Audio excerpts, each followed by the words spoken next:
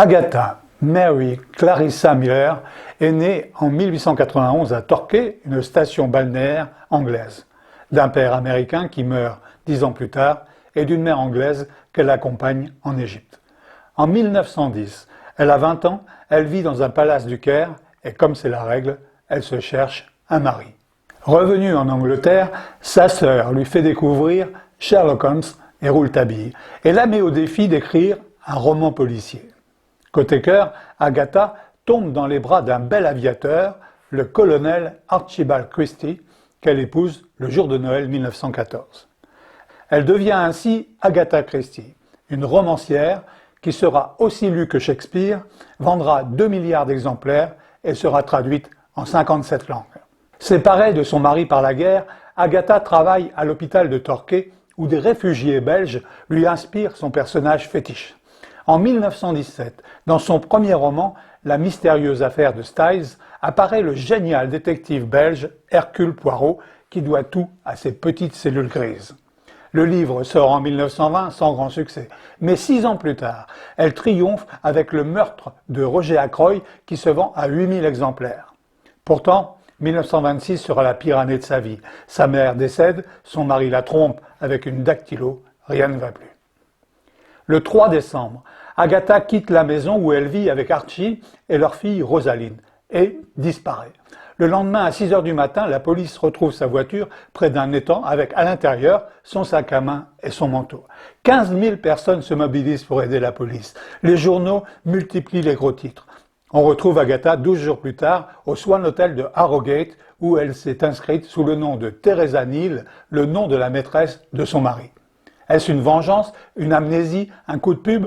Elle n'explique rien et laisse l'énigme faire son chemin. Agatha Christie divorce en 1928 et épouse l'archéologue Max Mallowan, qu'elle suit sur des sites de fouilles célèbres qui lui inspireront des chefs-d'œuvre comme ABC contre Poirot, Mort sur le Nil ou Le crime de l'Orient Express. Agatha aborde la criminalité sous un angle plus humain que Conan Doyle, mais s'en inspire. Poirot, c'est son Sherlock Holmes. Hastings, c'est son Dr Watson. L'inspecteur Japp, c'est l'inspecteur Lestrade. Au-delà des indices, Agatha s'attache à la psychologie, aux sentiments, aux mobiles des personnages. Elle adore rendre tout le monde suspect, emmener le lecteur sur de fausses pistes et laisser Hercule Poirot réunir les protagonistes pour les disséquer un par un avant de confondre le coupable. Poirot est aussi fier de sa moustache et imbu de lui-même qu'il est perspicace et attachant. S'il a été incarné par nombre de grands acteurs, c'est David Suchet qui a su vraiment le décoder et l'a joué pendant 25 ans avec un talent exceptionnel.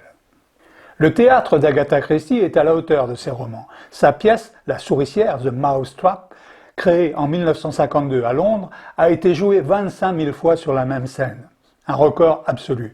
En 1974, Agatha assiste à l'avant-première du film de Sidney Lumet, Le crime de l'Orient Express, en présence d'Elisabeth II. Agatha aime le film, mais pas la moustache de Poirot. C'est sa dernière apparition publique. Elle disparaît le 12 janvier 1976, après avoir fait mourir son héros dans Poirot quitte la scène, et mis à la retraite son héroïne, Miss Marple, dans La dernière énigme. Agatha Christie nous laisse 67 romans. Si elle en écrivait un en 6 semaines en moyenne, à partir de 1954, elle n'en produit plus que 2 par an, dont le fameux A Christie for Christmas, qui veut dire un Christie pour Noël, très attendu dans le monde entier. Pour aller plus loin, nous vous conseillons le film Agatha de Michael Apted, sorti en 1979, avec Vanessa Redgrave dans le rôle titre, Dustin Hoffman et Timothy Dalton. En préparant ce film, le réalisateur est intrigué par une note d'Agatha retrouvée après sa mort. La clé du mystère de ma disparition se trouve dans ma chambre du Pera Palace à Istanbul. Agatha a séjourné plusieurs fois au Opéra Palace et elle y aurait même écrit dans la chambre 411 Le crime de l'Orient Express. Michael Apted fait appel à une voyante, Tamara Rand, qui veut entrer en contact avec l'âme d'Agatha. On organise une liaison satellite entre Los Angeles et le Opéra Palace et la voyante permet de retrouver une clé dans la chambre 411. Si la chambre Agatha Christie est depuis l'une des plus visitées au monde, personne n'a à ce jour trouvé la vraie clé de l'énigme de la disparition de la reine du crime. Côté livre, il y a évidemment tous les ouvrages d'Agatha, mais nous avons choisi en guise de clin d'œil la bande dessinée Le secret d'Agatha dans la série Ricochet, dessinée par Tibet et écrite par Duchâteau, qui ont eux aussi créé un détective original mêlé à des histoires pas comme les autres, comme un certain Hercule Poirot.